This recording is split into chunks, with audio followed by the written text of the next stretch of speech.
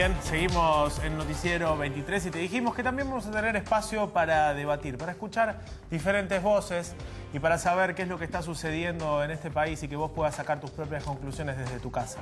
Vamos a hablar de la nueva ley de inteligencia, Lau. Así es, los diputados van a, según todo parece indicar, aprobar la nueva Agencia Federal de Inteligencia.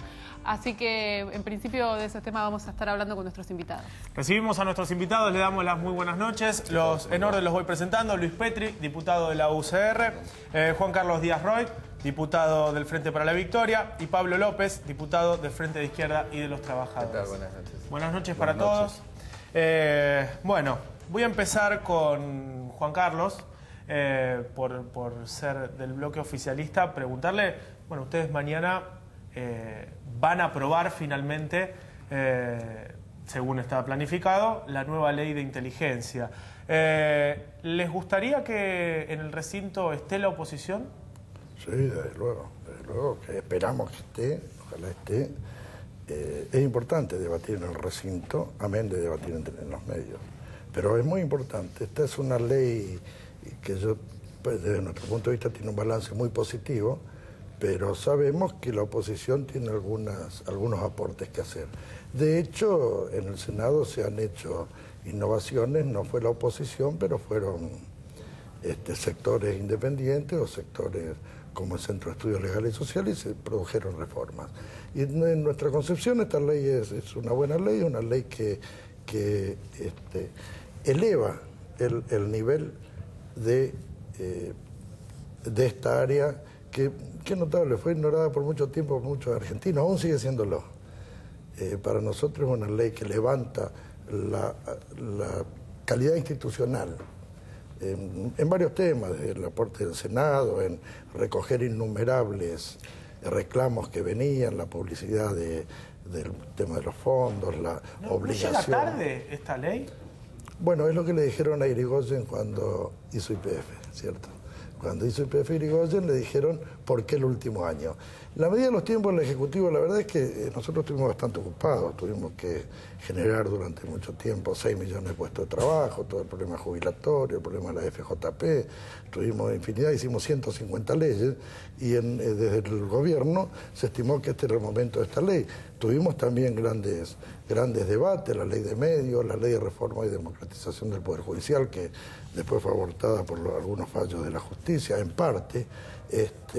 De modo que, bueno, la determinación del tiempo, mire, yo invito a que todos los oyentes, cualquiera, investigue en el diario de sesiones del Congreso. Absolutamente en todos nuestros proyectos se planteó ese argumento. Dos argumentos plantearon. Nos llega tarde y no es un tratamiento express. Bueno, no hay un solo proyecto nuestro que no nos hayan planteado los dos temas. Diputado Petri, ¿ustedes van a ir al debate? Sí, claro que sí. Vamos a ir, vamos a debatir. Lamentablemente el oficialismo, como es costumbre, pasa la votadora en el Congreso de la Nación y no permite modificaciones ni reformas. Pero lo cierto es que esta ley no es que llegue tarde, el problema es en el momento en el que llega. Llega tras la muerte del fiscal federal Alberto Nisman. Y el gobierno, como una cortina de humo para rápidamente salir de la encrucijada que planteaba la muerte de un fiscal que había denunciado a este gobierno y a la presidenta de la Nación por encubrimiento, arma esta suerte de teoría del complot de los servicios de inteligencia y de la interna de los servicios de inteligencia y a partir de allí de la necesidad de modificar los servicios de inteligencia. Pero lo cierto es que este gobierno se sirvió durante 12 años de los servicios de inteligencia y lo cierto es que existía una ley del 2001, que fue fruto del consenso de todas las fuerzas políticas y que además este gobierno nunca cumplió. Porque, por ejemplo, se habla de la ausencia de controles y hay una comisión bicameral de seguimiento de los servicios de inteligencia, comisión que nunca se reunió. ¿Y por qué nunca se reunió? Si está también compuesta por la oposición. Justamente con el especialista Alberto Binder yo hablaba y él me comentaba que notaba una parálisis en esa comisión que también está compuesta por la oposición. Pero claro, pero está cooptada, pero vos fíjate lo que ocurre, son 14 miembros y 8 son oficialistas. Entonces prácticamente han bloqueado cualquier tipo de control, han bloqueado cualquier tipo de reunión que se pueda hacer para fiscalizar y para monitorear, porque claro está que la ley daba esas facultades de fiscalizar los gastos reservados, pero fíjense la facultad que daba, de hasta fiscalizar las escuchas telefónicas que eran ordenadas por jueces y que en definitiva la OJ, el Observatorio de Escuchas Telefónicas, realizaba desde la CIDE. Tantas facultades tenía esa comisión que prácticamente no cumplió ninguna. Entonces, aquí no hay una falta de andamiaje jurídico, lo que ha faltado es la voluntad política de ejercer los controles parlamentarios. Fíjense una cuestión. Pero ahí tiene responsabilidad también la oposición. Pero usted me dice, tiene 8, hay una gran mayoría, que son claro, oposición,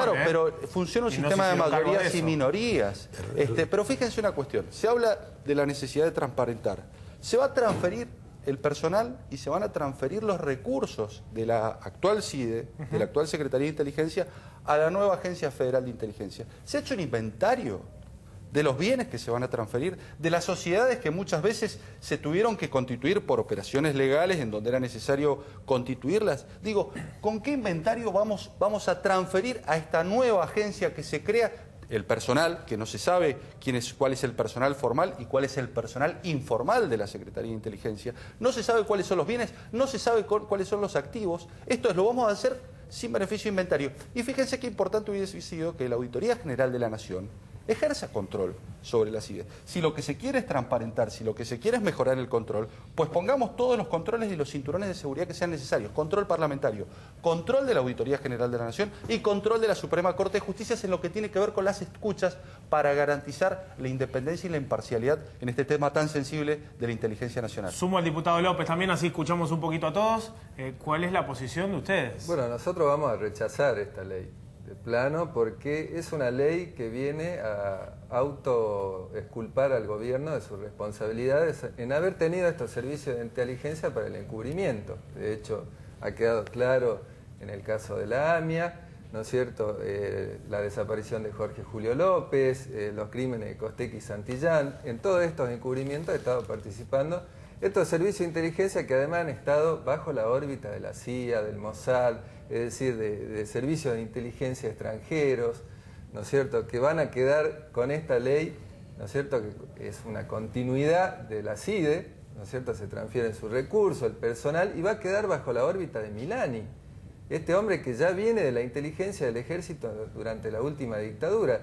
Graciela Ledo, la hermana del soldado Ledo, que es la causa que tiene Milani, una causa de lesa humanidad en Tucumán, ha denunciado que hoy mismo le han pinchado los teléfonos, le intervienen los correos electrónicos, es decir, continúa un aparato de inteligencia, ¿no es cierto?, que han mantenido todos los gobiernos, ¿no es cierto?, incluido el gobierno de la ciudad con el Fino Palacio, el gobierno de la Alianza con el pago de las coimas en el Senado, han mantenido de manera conspirativa contra la población para espiar a la población a través del Proyecto X y una ley de inteligencia anterior que ha sido sistemáticamente violentada. Uno de los puntos de la nueva agencia sería justamente el cambio de las órbitas de las escuchas. ¿Qué piensa la izquierda sobre ese tema? ¿Qué opina sobre que las escuchas pasen al ámbito del organismo extrapoder que es la Procuración? No va a ser una modificación porque de hecho hoy, en medio del tratamiento, como les decía, ya hay denuncias de espionaje. Bueno, todavía no está la nueva ley. ¿Cuál sería el punto principal o neurálgico que debería cambiar entonces? No, nosotros pensamos que hay que desmantelar los servicios de inteligencia, que tiene que haber una apertura de todos los archivos de la CIDE.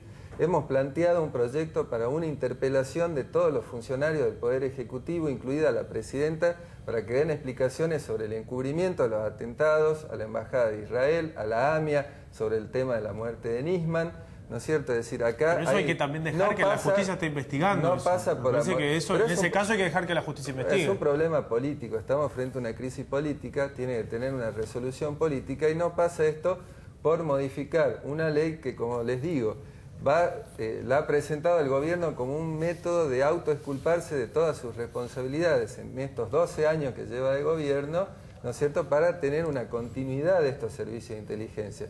Nosotros vamos a participar del debate mañana, lo vamos a rechazar y estamos planteando para el 24 de marzo, con una previa el día 8 de marzo, Día Internacional de la Mujer Trabajadora, de ir con todo a la calle por la destitución de Milani, por la apertura de los archivos de los servicios de inteligencia y queremos una gran movilización que lleve principalmente estas consignas. O sea, López, ustedes van a votar en contra. ¿La UCR se queda al momento de la votación o se va a retirar? La UCR se va a quedar al momento de la votación y vamos a votar en contra. Entre otras cosas por lo que recién decía Pablo.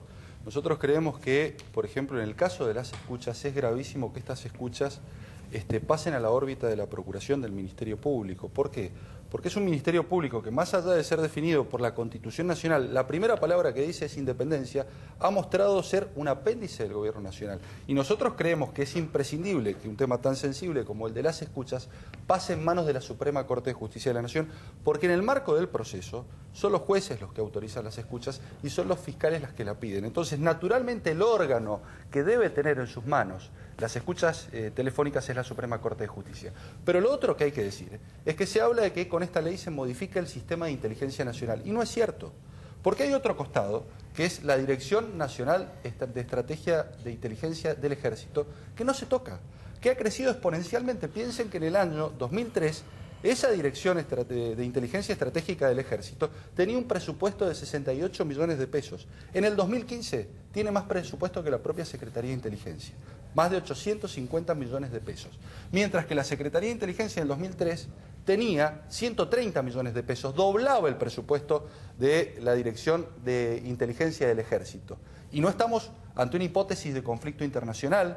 Y además no tenemos al ejército interviniendo activamente en la lucha contra el crimen, contra el delito, contra las bandas organizadas. Entonces, está claro que ha habido un direccionamiento de la inteligencia y de las tareas de inteligencia que realiza el ejército en áreas de la seguridad interior, algo que está absolutamente vedado por la Ley de Defensa Nacional y algo que nos remonta a las peores épocas de la dictadura. Y sobre eso no se toca ni se mueve una sola coma. Y eso es lo peligroso y lo grave que esconde esta ley.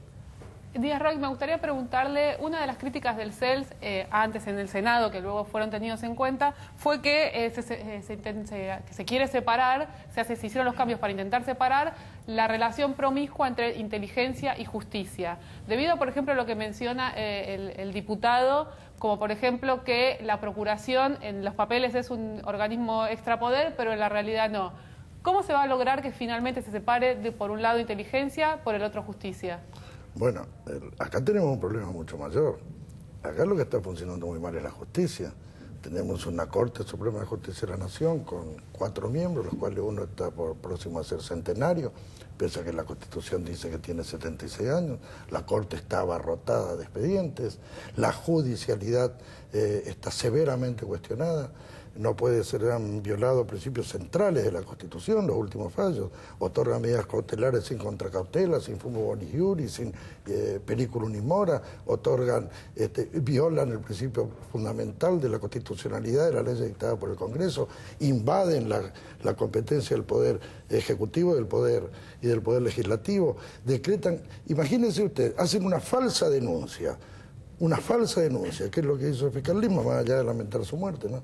Pero es una falsa denuncia basada en dos bases, que se iba a pedir el levantamiento de la alerta roja, pese a que él no se informó y no existía tal posibilidad, y que iba a haber un intercambio comercial. Bueno, el fiscal, como en su calidad de denunciante, por ahí no tenía que presentar pruebas y documentos. No, ¿cómo no? Es un fiscal. Mire, yo llevo muchos años de ejercicio de la profesión. Yo no he visto una sola denuncia fiscal en que no haya una cita de doctrina y jurisprudencia en alguien que estudió 2 años una causa. Esto ningún abogado, le pido a los oyentes que vean cualquier abogado o consulte cualquier estudiante de abogacía, estos principios que yo le estoy dando, que es la constitucionalidad de las leyes, el hecho de que una denuncia, pero procesal penal, práctica procesal, primer año.